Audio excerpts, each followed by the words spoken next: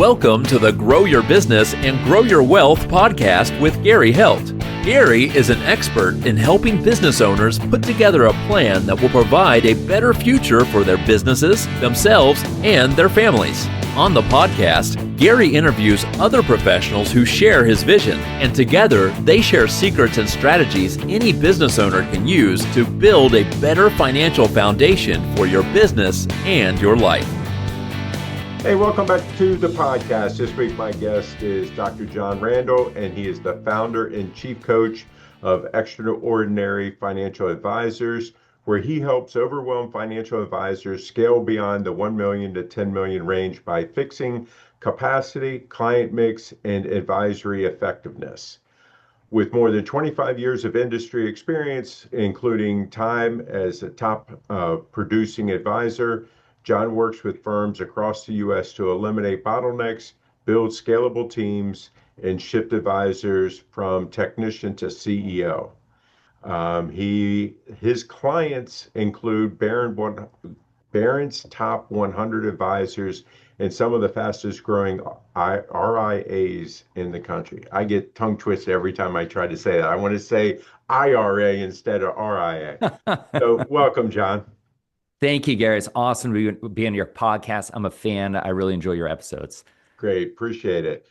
So when, again, you're helping advisors and so forth, you were advisor. Talk about, your kind of your growth as an advisor and why you decided, hey, okay, I'm done doing this, and I want to help others reach this peak. Yeah, well, growing and scaling the financial advisor business is really our specialty, and doing it with enhanced profitability is the whole key. And I think these concepts will be very relevant to any business that your listeners are in. So I was in the trenches as an advisor. I started straight out of school at 22 years old and grinded and became advisor. So my wife's from New York. I started in New York. We had some family in North Carolina. We moved here in 2004 after I was 5 years in the business. And it was when I moved, advisors around here in the Carolinas started to ask me, hey, what do those big producers do in New York? Would you show me? And I grew really quickly because I knew what worked and what didn't. So I just did what worked. It probably took me a year and a half to rebuild what it took me my first 5 years to build. And advisors said, whoa, how did you do that? Would you show me? So this consulting thing started, and I really enjoyed it. And it became a bigger business than my practice. So in 2017, I actually sold the last bit of my practice and have been all in on helping advisors. And really it was just me until about 2019. And then I realized there's so much more I could do in the industry and help. So we started to scale this business, bring in other coaches. And a lot of them were advisors I was working with who sold their business and want to help others like I'm doing. And it's been a really fun progression. We've learned so much, not just from doing it for over 20 years, but we've learned so much from just seeing firsthand these practices grow. And it's really led to the program that we've built of what are the things that really help businesses grow. And it really transformed more into what are the constraints that are holding back these businesses from growing to the next level. They're universal to every business, but we consistently see the same things in the financial advisor business. And we'll go through some of those here in this episode. Sure. Again, so many times business owners, advisors always say that, hey, these marketing pieces I have and stuff like that, they're not working. I'm paying all this money for this, and it's not producing, leads and clients. What do you say to them when they tell you that? So we see this all the time. There's this funny progression that I think entrepreneurs in general go through, especially independent financial advisors, where they have uninformed optimism about some shiny new object. If I just do this, I'll grow and it'll be amazing. And then they try it and they do it. Then they have informed pessimism and they realize it doesn't work. And then they're back at the same place and the next shiny new object. Oh, this is going to be amazing. It's going to work. It's just this circular cycle that I see so many people do. So a lot of financial advisors reach out to us and they say, hey, I want to be like those big producers who 10x to 100x their business. Would you show me? Would you show me how to acquire other financial advisor businesses? Would you show me how to attract more clients? And I know that, okay, if we're not attracting enough new clients, Something's up with what we're doing with existing clients.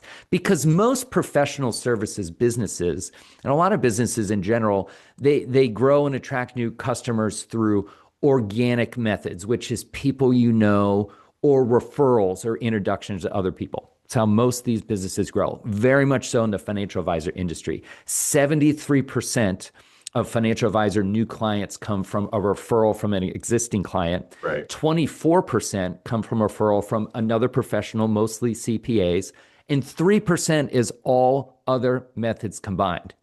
So many advisors are focused on the 3%. Maybe this will work for me, but at the end of the day, it's referrals from existing clients. So that's why I look at, okay, there must be a constraint with what's going on with existing clients. It's not optimized. And when we peel the onion back further, the biggest constraint in the financial advisor industry is capacity. It's the owner, the founder having too much on their plate. Then the other side of that coin, when they start scaling, they're not leveraging the people enough and driving the profit margin on the investment in other people. So we could talk about those. I think capacity hits a lot of owners and founders that grow their business and become successful. At one point, they're every department doing everything, Right. and they just get filled up, right? And you must see this all the time. Yeah. So you talk about that, the capacity, and it's not necessarily that, okay, we can't take on anymore. It's more the I guess how they're using their time and so forth. You talked about the owner's plate being full. It's like, what is it that you're finding that's on the plate of the owners that make them feel like they're full? Yeah. In reality, they need to be doing something different. Yeah, so when we're new advisors, we are trained and brainwashed that it's all about more clients, more assets to bring in. That's all we're programmed to do. And Cerulli is an interesting organization. They do a lot of research on the financial advisor industry. And their latest research reports that 91% of financial advisor practices are reporting productivity issues due to non-ideal clients.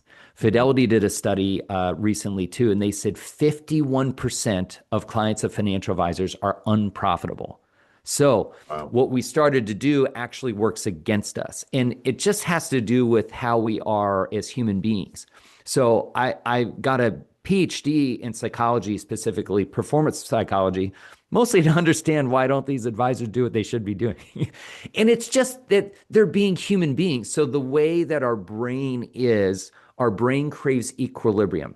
And it's really a safety mechanism for us. If we lived every second of our life with a lot of stress, doing things that are abnormal for us, it would be so wearing on the human body. So it's a protection mechanism that the brain does, that we crave routines, right? We crave the same thing.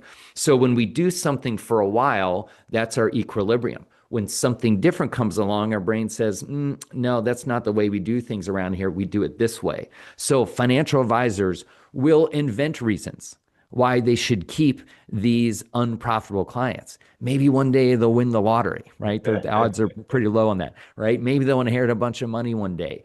And, well, this person started with me, right? Or they're really nice. And when I was an advisor, this hit me between the eyes. Somebody else helped me realize that I was not helping those people. I was actually hurting them because I didn't have the capacity to service them. So therefore, I was hurting them, and they were better off in a different place. Now, you don't kick them to the curb. You find them a better home where they can be serviced by someone that does have the time to work with them. So it just is being a human. I think so many businesses fall into this trap. And if you're not trying to drive certain metrics like what's your revenue per client, right? How can you increase your revenue per client? If we're not paying attention to things like this because we're just busy grinding in the business, it's easy to miss these things. And so many businesses hit a ceiling. We find in the financial advisor business, it's usually around 1.2 to 1.5 million in revenue that these advisors grow to, and they just get stuck. And it's just time. It just comes down to time. So they need to leverage the time of another advisor on their team to help. But that's a whole separate game that no one taught us how to play. And that's something we help advisors learn how to properly do. Yeah. I mean, looking at that, how can that also transcend into other industries? I think it's the same, right? And I have a lot of friends that own businesses. And when I was an advisor, a lot of my best clients own businesses. Right. So you just look at what's on the owner's plate, right? What's got them clogged up. There's a book I really enjoy called Buy Back Your Time by Dan Martell. Yeah. And Dan lays out a progression of what owners should get out of, right? And the first thing is anything administrative, like emails, calendaring, just any admin stuff on your plate. That's the first thing you get out of. So if you're going to hire some help, either hire a person or outsource some help, that is the first place to do it. Then the next item in the progression is delivery. Delivery is usually the most time-consuming thing in any business, right? So in professional service businesses like ours, it's working with clients, right? For financial advisor business, it's working with clients. Whatever the business is, it's typically delivery takes the most time. So if you're going to grow and scale, how could you leverage other people to do delivery, and how can you generate a profit margin on that, right? And if you have a wider profit margin, higher revenue per team member, that's really the key to scaling profitably. Now, there's a lot of large businesses that are not profitable in all industries, right? Especially the financial advisor industry. Some look really big, but they're really not that healthy. They're not very profitable. And it's just this metric of revenue per team member or profit per team member. It's a really important one to drive if you choose to take your business to the next level and grow and scale. And there's things beyond that you can get out of, but really it's those two right there just tend to clog up most founders, most owners. And I find it's mostly delivery. Delivery is just getting them clogged up, and they might have some clients that are not ideal, that are just not as profitable for their firm, and they just don't realize it. Right. I mean, I've talked on other podcasts about people owning a job versus owning a business. And if the owners have all of this stuff on their plate that they're doing, and they want to go on vacation, they want to do whatever where they're not physically there in the office, it's almost like, the train stops because it can't move forward without that person. And if you really want to be able to be a true business owner where the business still operates if you're not there, you need to do what you're talking about. Absolutely. Yeah. And I published a book last year called The Extraordinary Financial Advisor Practice. And that's one of the first things in the first couple chapters is a typical owner that can't go on vacation, missing family moments, right? Because they're just there. They might physically go somewhere on vacation, but they're working, right? They're on their laptop, and even if they're just doing it half the day, that's not really a vacation, right? Vacation is to go away and refresh and recharge. It's like if you're a race car, you take a pit stop, right? To get some gas, get some new tires, and then you're faster when you go back out on the track. But it's hard to change the tires when you're driving down the highway going 70 miles an hour the whole time, right? And I think a lot of owners just fall in that trap. How do you help the owner besides, walking in their office and slapping them upside the head and saying, "Hey, look," how do you help them, figure this out? Because again, you can talk to a business owner until you're blue in the face, but somehow or another, they have to come to the realization, even though it's been in front of them and probably 18 people have told them. So how do you help them really see this? So we purchase a lot of industry data, which helps. So one of the first things that we do when we start working with somebody is we do some easy assessments with them. Actually, we do a lot of this before we start working with them. We host workshops for financial advisors about every 2 weeks. They're mostly virtual. We do them around the country periodically. If I'm out speaking at a conference, we'll hold some of these wherever I'm going to be. But benchmarking is key, because if we understand, okay, here's the industry statistics on things like how many clients does an average financial advisor work with? How much revenue does an average advisor have? What's their average revenue per client, right? What are these key metrics? And so when you benchmark somebody's practice from how am I doing compared to this, it can show some of their gaps or constraints. And there's a lot of good businesses, a lot of good financial advisor businesses out there that are above average, which is great. But in this theory of constraints, there's something in the process somewhere that they're trying to drive and overcome and get better at. So I just find the data does help, especially for financial people, Yeah, right? yeah, They get the 100%. numbers, they get it. So it's very easy to show, okay, you have way too many clients, and we look at where the revenue is coming from. It's pretty eye-opening that, the Pareto principle of, the 80-20 rule, 80% of revenues coming from top 20%. It's even more extreme in the financial advisor industry. And that Fidelity study is saying more than half of clients are unprofitable. I find the bottom half of most financial advisor books is producing low single digits of revenue. I Yeah, mean, that's crazy. So they just don't realize it, right? They just don't realize how little that is. And one client at the top could replace the bottom half of their book, right? right, And so these things really help to see, oh my gosh, this is my issue, right? It's not how do I get more people? It's I've got a capacity issue to overcome, and we show them techniques to overcome it. Then it's how do we optimize what we're doing with clients? And that industry data helps. What's the average revenue per client? What's the average pricing in the industry? Which that's one of the reasons we use Cerulli. They show what are advisors charging for their services. It's helped to know where they're at. So if someone's really below average, then we know, okay, well, that's an issue right there, right? right, If they're not offering all the services or products that they could with clients, it's holding back their revenue per client. So a lot of times, a lot of the practices we work with can grow by 30, 50% really quickly in the first year just by optimizing what they're doing with what they already have. There's usually a smaller number of clients that really move the dial, and doing some things differently with a small number of that group. It helps these businesses so much. And what's great, all that goes to the bottom line. That's all right, profit, right? There's right, really no cost to doing those things. So it drives the bottom line, and it can create enough profits to, if someone wants to scale and hire the next two in their business, it makes it easy to do that. So an owner isn't feeling it in their pocket and what they live on. There's plenty there for either them just to be more profitable or them to hire the next two. And once you get that kind of foundation of how to scale, like capacity, and I think of it as building a house or building a building. The first floor is optimizing what you do with clients or customers. Then we can build as many floors as possible if those are right. really strong. But if there's cracks in the foundation, I mean, clients are going to fall through, right? These Yeah, businesses will get stuck and go backwards. The growth topics are some of my absolute favorites. Absolute favorites. How to attract new ideal clients at the top of your book. How to purchase other financial advisor businesses. I love those things. They're fun.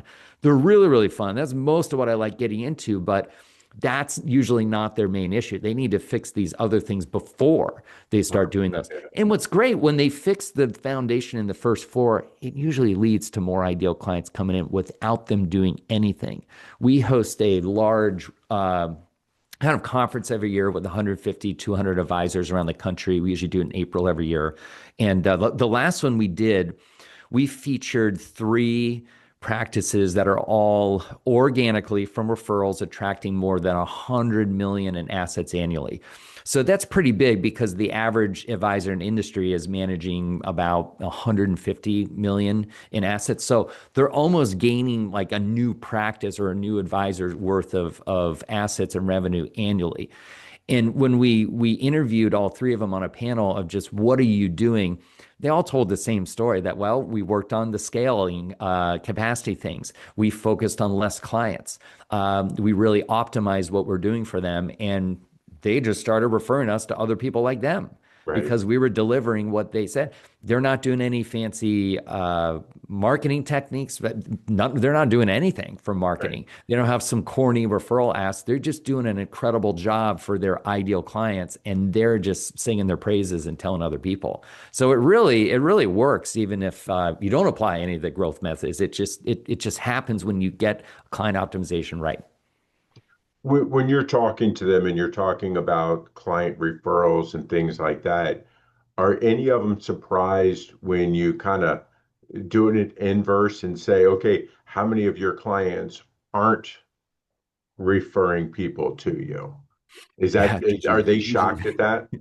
Yeah, it is. Now, there's usually a smaller number of clients that are the real like advocates, the real Mhm. rainmakers that make it work. So It's really, to me, it's how can we target and go deeper with them. So a couple of the constraints in growth and just attracting more ideal clients. Number one, I find is that they don't really have a target. They're not really focused. And it Mhm. just has to do with how we started advisors. We'll take on anybody, right? Right, Anyone has a right, million bucks and we'll right. work with them. They're not being intentional. Yeah, and it's all over the place. And delivery is actually hard when you have a lot of random clients. Mhm. When you even have just one client that's ideal that you want to duplicate, and they might have other people in their life or the world just like them, it's about focusing. So I hear so often financial advisors say, "Oh, I want to work with business owners." Okay, there's 28 million in America, and only 4% generate over a million in revenue. So, like, it's still a pretty, still a Right, pretty big target. Like, what kind of businesses, right? You really got to narrow down and be laser focused into what kind of business, and really get down in there. How can you be a fish in a smaller pond? Because right. it's easier to get noticed the smaller the pond. It's really hard in most businesses, especially financial advisor business, to be a fish in the ocean, right? I mean, Yeah, the sharks yeah, swim in there. It's hard to get noticed. But if you really focus, it really helps. Then the next constraint is framing, is helping others understand that you specialize in them. So it's not just working with doctors. It's not just working with maybe orthopedic surgeons. It may not just be orthopedic surgeon working with athletes. Maybe it's orthopedic surgeons that work with athletes at a specific university, and there's right, 7 of them, and you have one as a client.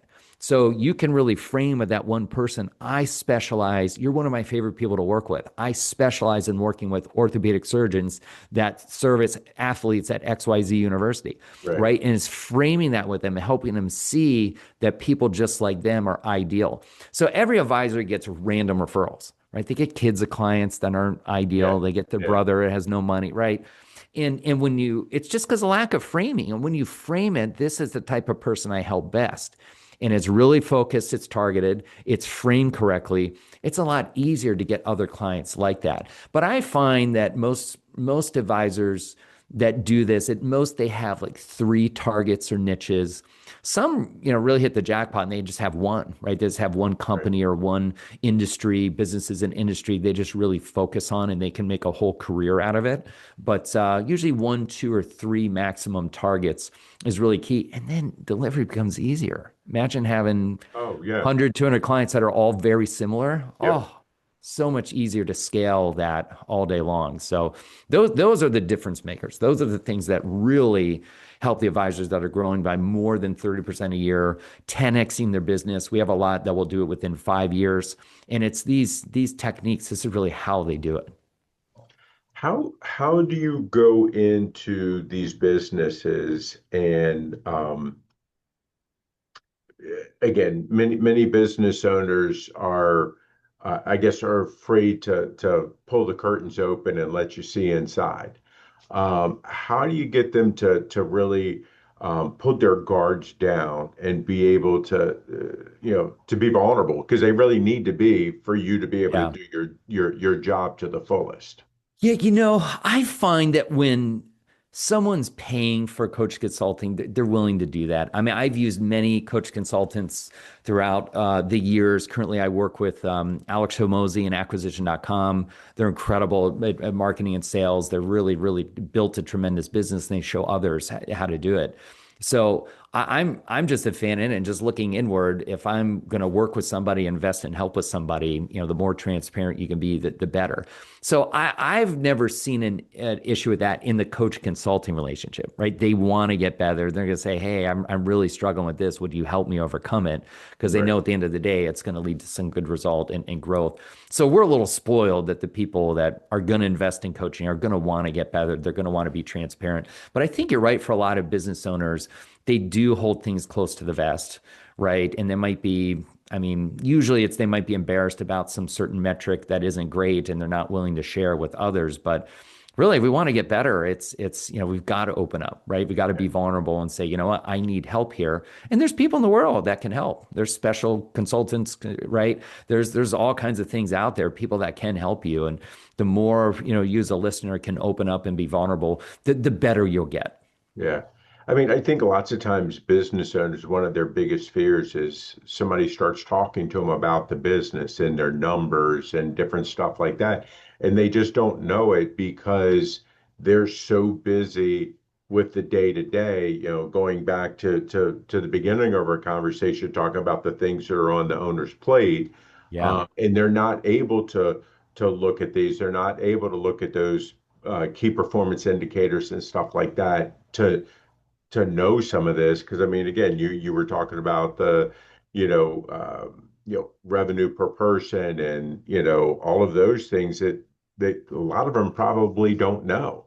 So how do you help them with that side of it? Not to, I'm going to say, not to be embarrassed. I mean, because that's a big hurdle to get over. I mean, you're talking about somebody swallowing their pride and Yeah. really just saying, okay, here's all my warts. Yeah. I don't know. You're going to ask me a lot of questions, and I'm going to keep telling you I don't know.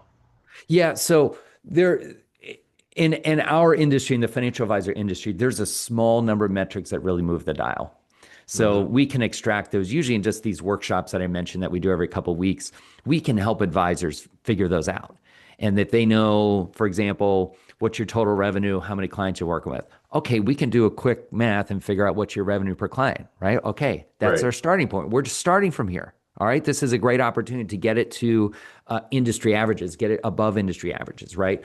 So, in really what I broke it down in the financial advisor business, our theory of constraints, there's four main categories we look at.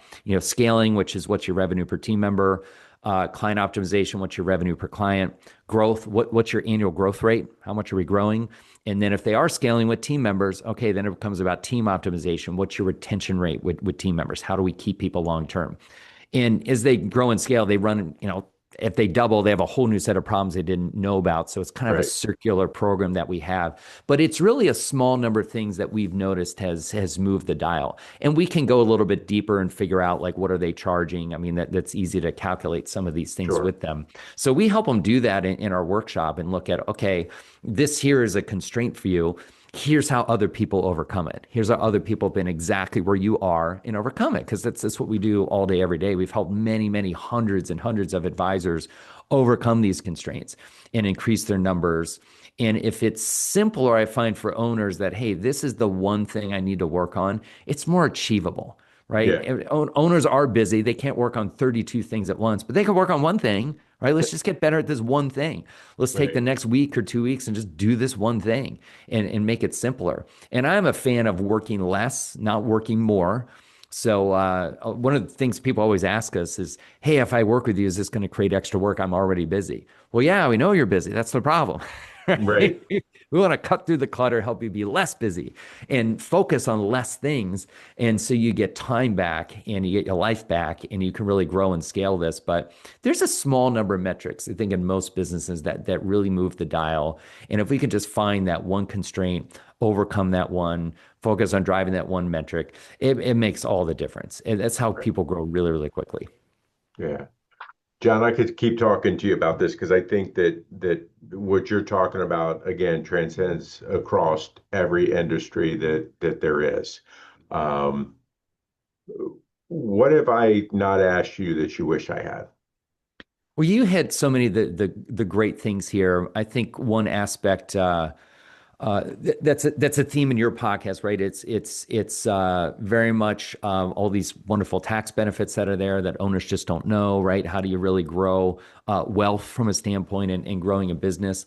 I just think in a lot of businesses, profit is the biggest driver of the valuation of your business, right? And if you're building a business that you want to grow and sell one day, I just think that's a big one. So the hardest part for so many businesses is if it's just you, just one person, that's hard to replace for somebody else, Hmm. right? It might be possible to do, but there's usually a higher profit margin with someone that's doing it by themselves. If you're investing in people on your team, that's the most expensive thing in any business, right? It's people. Right. And they're critical to grow and scale the business. But that's why we're big on what's your revenue per team member? What's your profit per team member? How can you widen that gap? In our industry, the large firms we work with, the industry average advisor and their team is managing 1 million in revenue, and their average comp is about 150,000 for an advisor, working on a team that's, hey, here's a bunch of clients, you manage them for us. Right. So that's a nice profit margin, right? That's a nice profit margin. If they're making 150,000 and only managing 250,000 in revenue, okay, that's a problem, right? There's not much margin there. Yeah. So it's things like that that I think are really key. And if you really want to drive the value of your business, it's how do you drive profit margin? Because a lot of some industries have valuations tied to revenue, and like it's common in the financial advisor industry because there's so many different types of businesses. That's like the multiple revenue is just an easy thing to do. But when you dig, the savvy buyers are looking at what's the profit margin, what's the Yeah. multiple of EBITDA, which is just a fancy, nerdy financial term. It just means profit, right? Everyone gets Right. profit. You have your income or revenue, you have some expenses. What's left over is your profit. A lot of business owners, that's what they're living on. So how Right. can you widen that, right? How can you increase that? So it's not just about year to year. What are you taking out of your business to live on and get all the wants you want in life? But also, if you're building an enterprise value in your business, it is about driving that at the end of the day. So all these things we talked about so far, they really drive the bottom line and really make it possible to not only make more and have more profits, but also have a more valuable business that hopefully you can sell one day. Right. Right. So, John, if people like what they hear, they want to reach out to you. Where can they find you? How can they get a chance to talk to you? Maybe catch one of your workshops. Yeah, the easiest place is to go to our website. It's xfa.coach.